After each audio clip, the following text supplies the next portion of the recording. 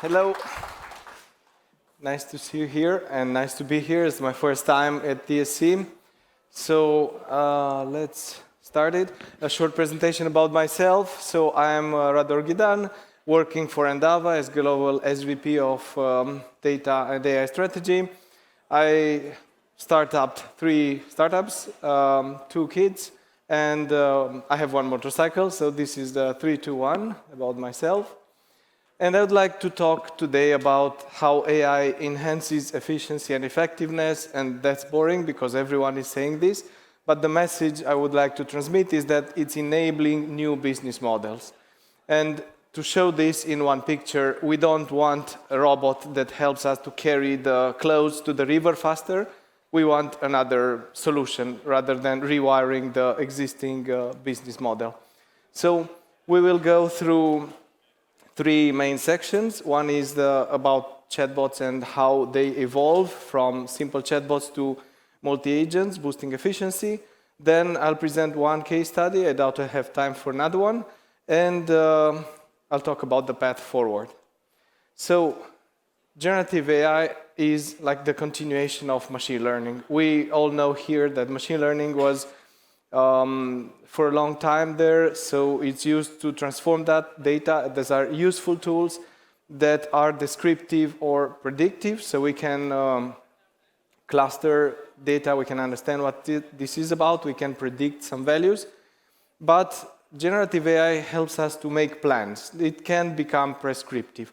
And in a nutshell, generative AI model, a large language model like GPT or Claude or Mistral, they are able to reduce the information, generate new one, like I said, just plans, or transform some data into another format.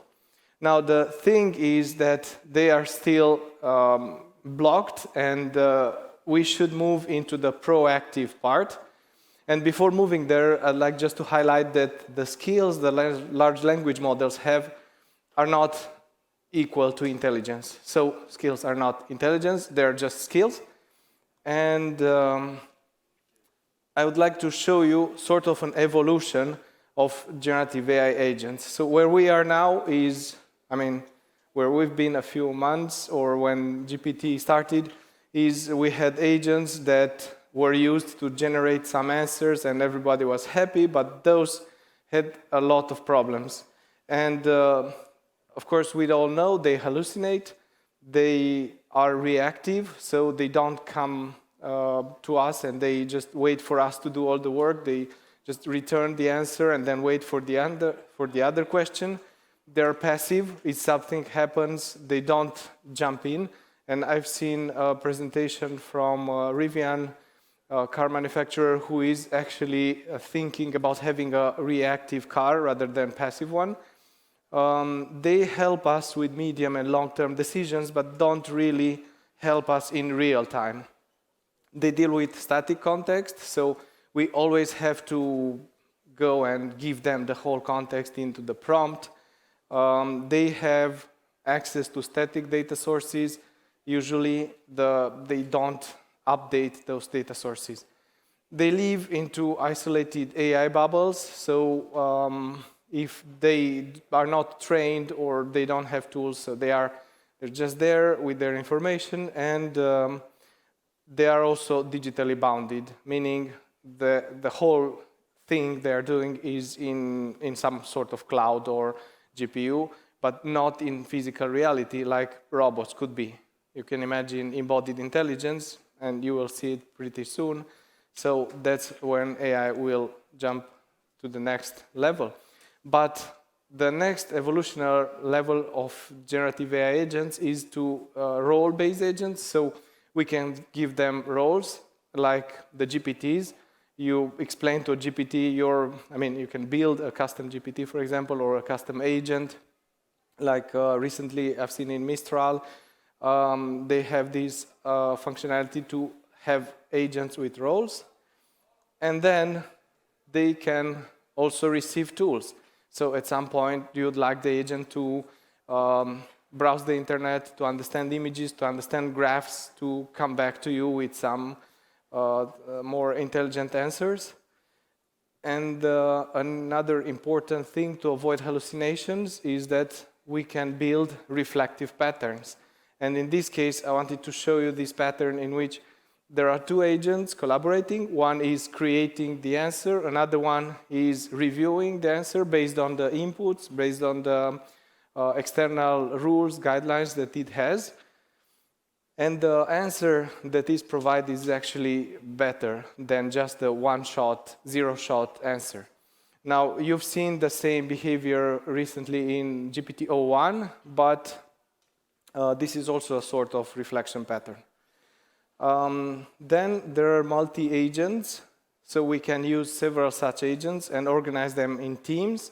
And this is, in my opinion, the trend. So we are going to see more and more agents which you can imagine as virtual employees. So you just define the roles, the tools, the whatever you need for an agent, and you have one employee, then you get another one, you have a nice team, and they can work together. So there can be different patterns for orchestration. There can be agents that talk to each other. There can be agents that are orchestrated by a main one, but still, these are multi-agent teams. And there are many ways to build. I'll cover a little bit about that.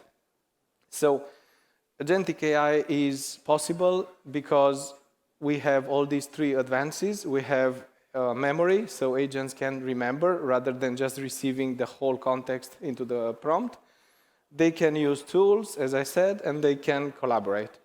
And recently, they can have some sort of reason, so we can see that they can provide even more elaborate answers.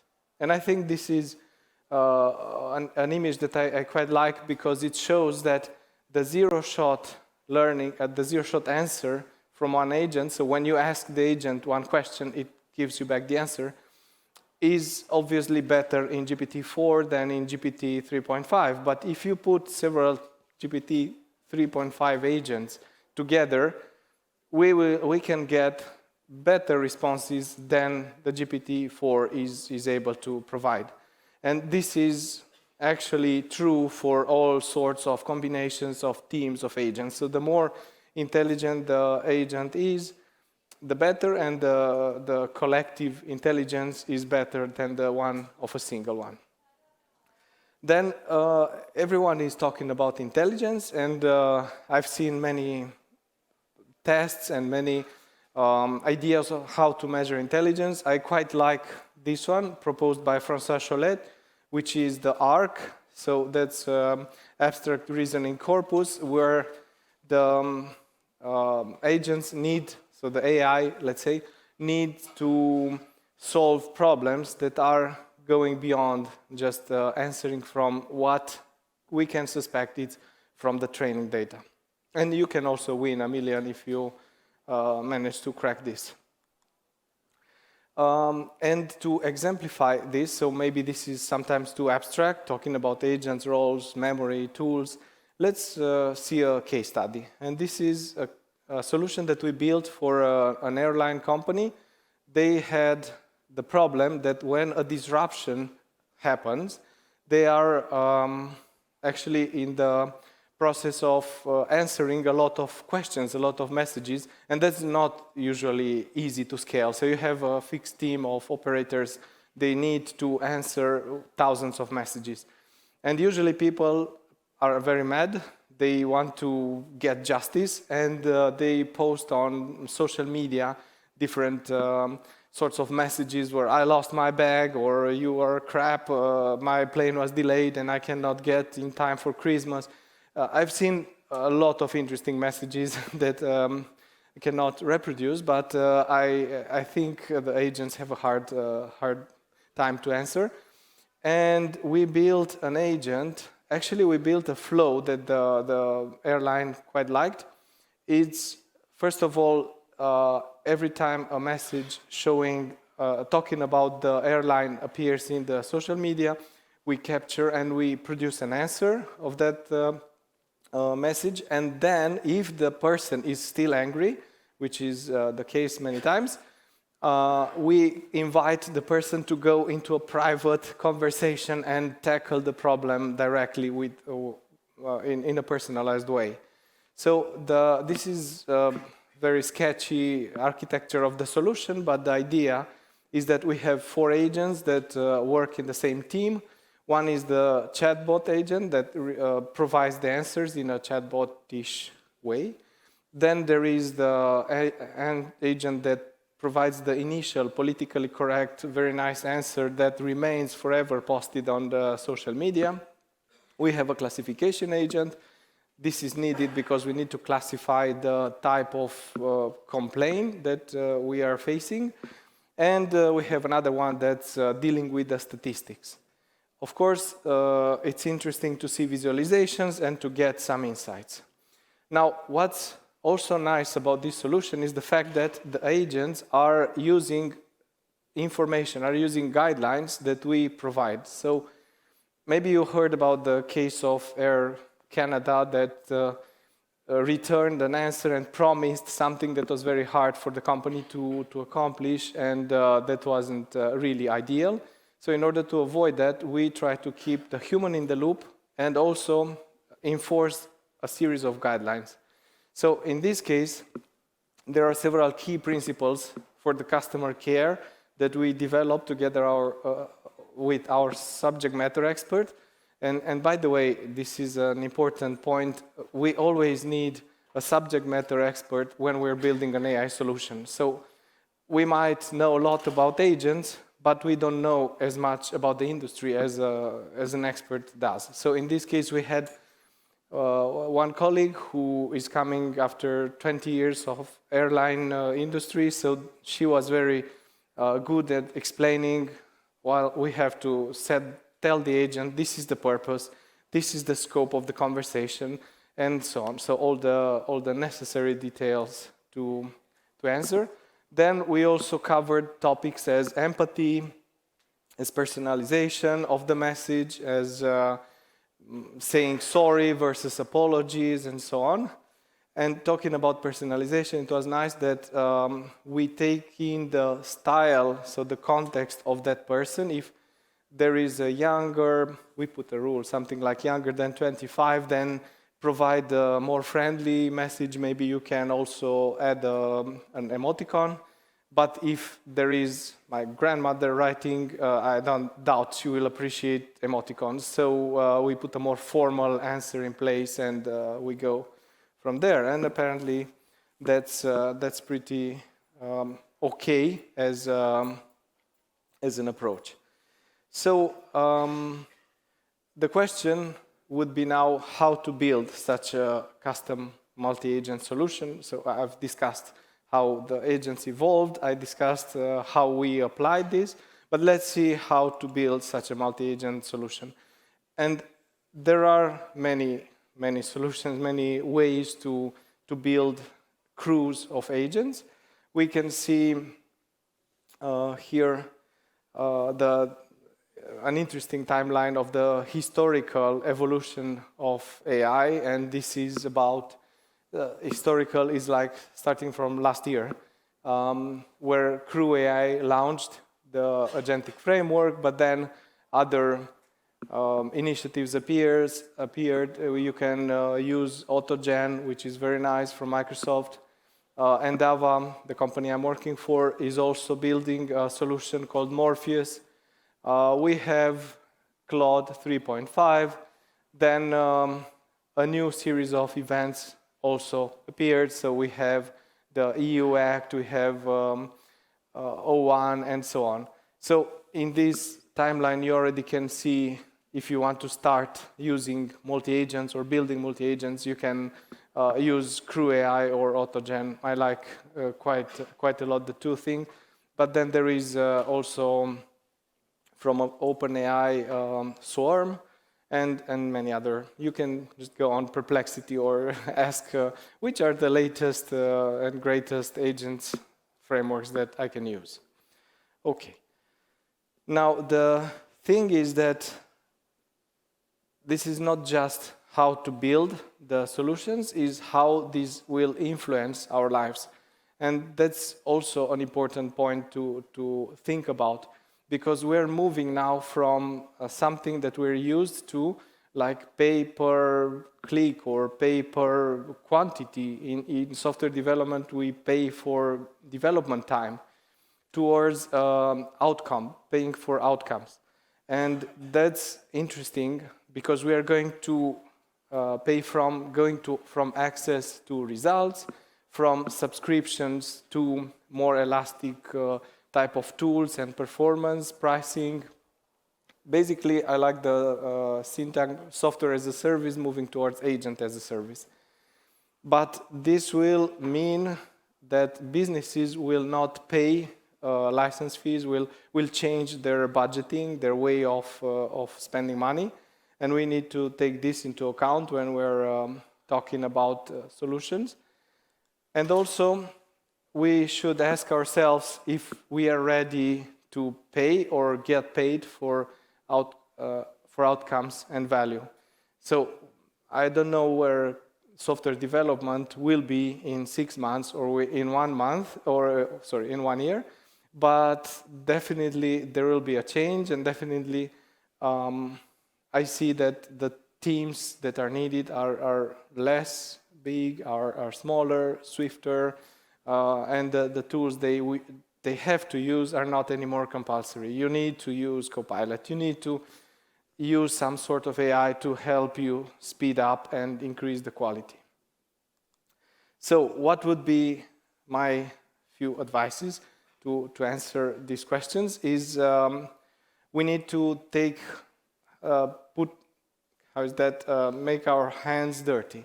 So just use the technology. Try to see if there is something that we hear about. Let's try it and see what are the limitations, what are the merits. And this will help us wrap our minds around what technology can do.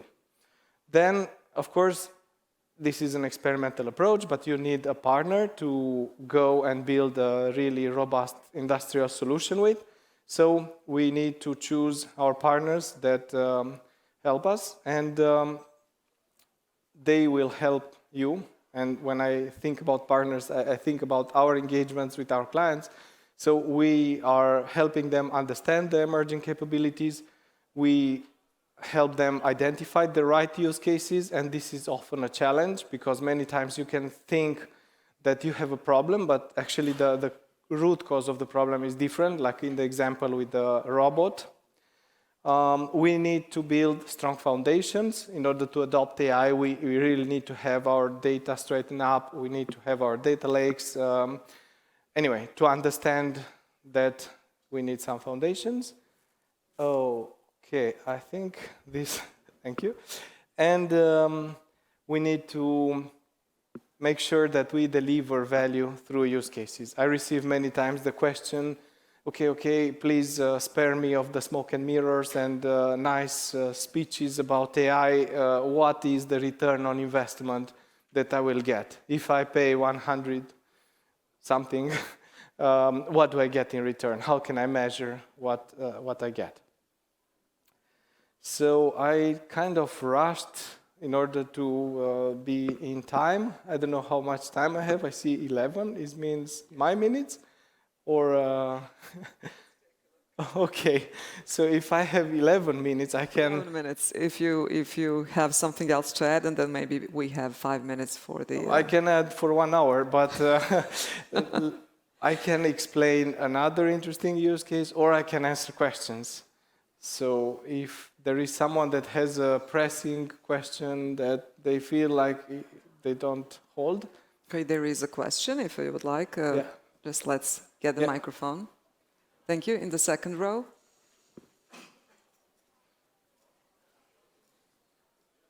Thanks for the presentation.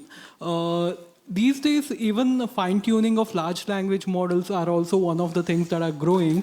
And what, according to you, when should we use agentic approach versus fine-tuning a language model?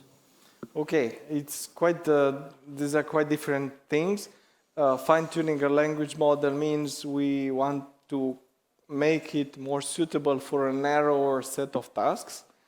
and that can be helpful, but you also lose something when you do the fine-tuning. So imagine you have the latent space of a language model that is so broad. So when you ask ChatGPT about the Italian Renaissance or about the quantum computing, it taps into different parts of the latent space. But if you really want to have, let's say, a healthcare language model that's only answering questions about medicine, it will lose all the interconnections and the capabilities to answer. So I would say that fine-tuning should be the last resort. You can now build some agents that use their intelligence, their reflection patterns, their tools in order to answer the questions rather than fine-tuning a language model, which is also very costly. So, yeah. Thanks for the presentation. I have a question related with agents itself. Multi-agent is well known that it's the best approach for any chatbot, for example. But I have a question related with agents because we have two different approaches that we can implement on those agents. It can be a React agent, more or less, that can think by their own and can do more than one action, for example. Mm-hmm. But we can also rely on tool calling that maybe can do a simple action in some circumstances. So which one, for example, can be suitable for any of the use cases that we have seen? Or do you think that one of those are the best one? Yeah, so that's a good question. We also asked ourselves, why not build a smart agent that knows to do everything and use all the tools, and why would I need a crew of agents? So that's, on one hand, the practical thing. If you think of microservices, and the agents would be like microservices, you don't want to have a single point of failure. So if an agent screws it up, then the others can take it over and can still continue.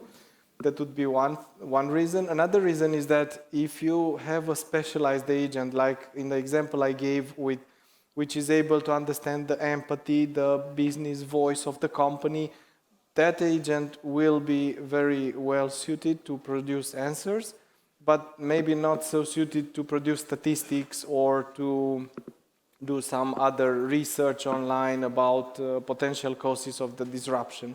So it would be better to have another one. It's in some sense similar to training a model to recognize things, but also to predict something else. I mean, the models should be as narrow as possible from my experience. Okay, thank you. Hi, thanks for the presentation. You mentioned that at Endava you launched your own agentic framework. What was the business rationale behind that instead of preferring some of the open source one? Yeah, so we're working on that. It's not actually a product because mainly Endava is not a product company. It's building products for the clients. But the main difference between using an existing framework or building ours is about the fact that we have much better, or we take much more care into the data lineage. So we follow all the conversations, all the traceability of the data. Also, in order to avoid hallucinations, the agents that we're using are communicating in a structured way. So we don't use a fuzzy input and then produce a fuzzy output. We are trying to define everything in a very structured way. We called it data contract. So everything is much more robust and reliable. And yeah, that's a way that we apply for large accounts or for customers that need to have really robust solutions. We are not actually ignoring the other solutions. It's like we choose it on a case-by-case basis. Thank you. We can take it after. It's longer than that, the explanation. But we only have 5 more minutes. Yes, we have 5 more minutes. Any more questions? Yes, well, it seems that that's it for now. Thank you very much for joining us tonight. You're welcome. Thank This you. is a small certificate from the organizers. Thank you very much, Mr. Radu Orghidan.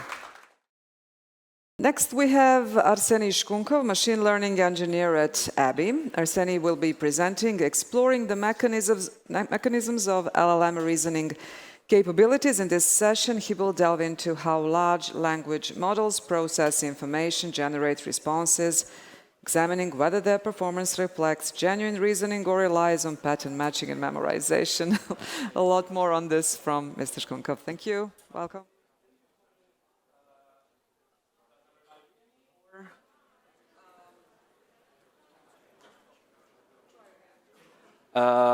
I guess that's it. Okay, thank you for the introduction, and thanks to everyone who came for the talk right now. And I guess there is no secret at all that the release of GPT-4 from OpenAI and any other advanced models have significantly revolutionized our industry and the way we use different tools in our modern lives. And I assume that many of you use different LLM for different purposes on everyday basis. But looks like that the progress in the recent times starts to slow down and caused active discussion in the professional community whether we are going in the right direction towards AGI or we